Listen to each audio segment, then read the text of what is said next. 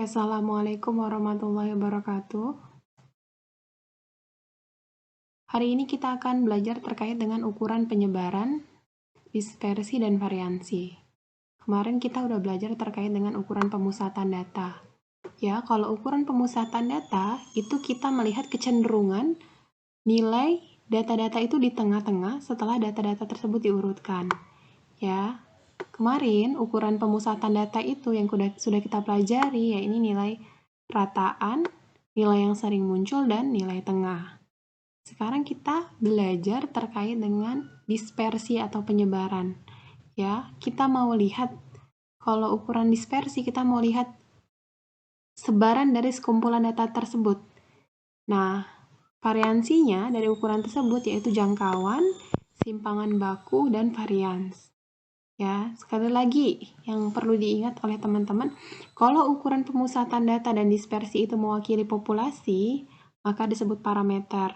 Kalau ukuran pemusatan datanya dan dispersinya mewakili sampel, itu disebut dengan statistik. Oke, sekarang kita masuk ke data jangkauan. Kalau teman-teman mau lihat jangkauan atau rentang dari suatu data, maka teman-teman bisa mencari selisihnya. Ya, bisa mencari selisihnya. Selisihnya itu dari data terbesar dikurang data terkecil. Sekarang kita lihat di data berikut. Kalau ditanya dari data berikut ini,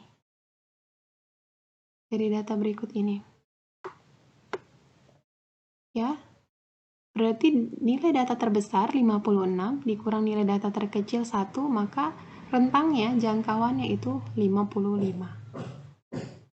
Paham ya? Sekarang kita masuk ke simpangan baku. Ukuran penyebaran dari suatu data itu simpangan baku atau sering disebut juga dengan standar deviasi atau sering disebut juga dengan deviasi baku. Ya, standar deviasi itu juga bisa kita cari berdasarkan datanya. Data tunggal atau data kelompok, data tunggal populasi atau data tunggal sampel. Ya, kalau data tunggalnya populasi seperti ini rumusnya. Standar deviasi seperti ini. Kalau misalnya dia data tunggal sampel, ya, ada dua rumusnya, bisa pakai yang ini, bisa pakai yang ini. Sekarang kita masuk. Kalau misalnya kita mau menghitung simpangan baku dari sampel data berikut, ya, kita punya nih, ada 6, kita tulis N-nya 6. Terus kita cari dulu rata-ratanya. Kita cari apa yang kita butuhkan, berarti kita cari rata-ratanya. Rata-rata dari ke-6 data ini adalah kita dapat 7,5 ya. Kalau misalnya teman-teman udah jumlahkan terus teman-teman bagi dengan banyak data, maka hasil dari rata-ratanya 7,5. Nah, kita bekerja pakai tabel kerja ini. Ini namanya tabel kerja. Tabel kerja ini adalah tabel bantu yang kita gunakan sebelum kita mensubstitusikan ke dalam rumus yang kita miliki. Lihat ini.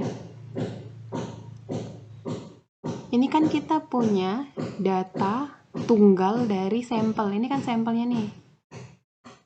Berarti kita pakai rumus yang nomor 1 tadi atau yang nomor 2 tadi.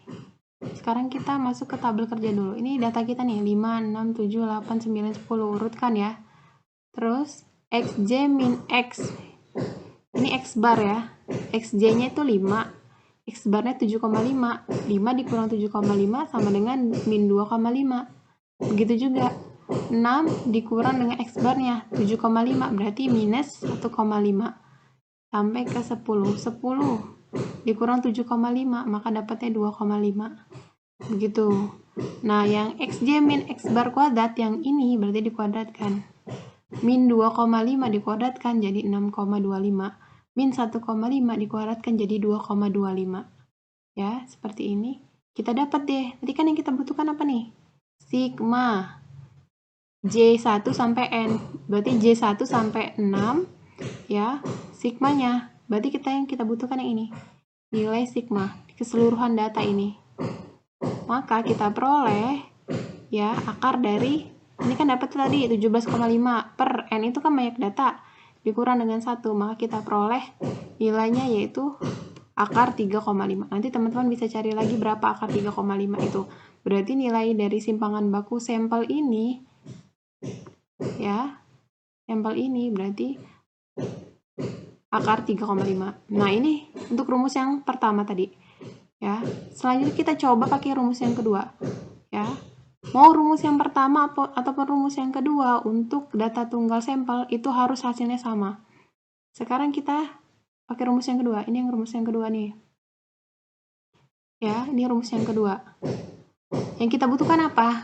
N, jumlah data. Sigma X kuadrat. Oh, berarti kita cari. Kita pakai tabel kerja tadi. Tabel bantu. Ini kan data kita nih. 5, 10. Ya, ini jumlahnya 45 ini. Terus kita butuhkan apa? Sigma X kuadrat. Berarti yang ini. 5 kuadrat 25. 6 kuadrat 36. 7 kuadrat 49. Berarti yang kita butuhkan ini. 3 jumlahnya keseluruhan. 355 dikurang dengan sigma X dikuadratkan. Beda antara sigma X kuadrat sama sigma X dikuadratkan. Ini ya. Kalau sigma X dikuadratkan berarti yang ini dikuadratkan. Kalau sigma X kuadrat ya berarti hasil jumlah dari sigma X kuadrat yang ini. Ini kita substitusiin, kita masukin. N-nya 6. Sigma X kuadratnya 355. Ya.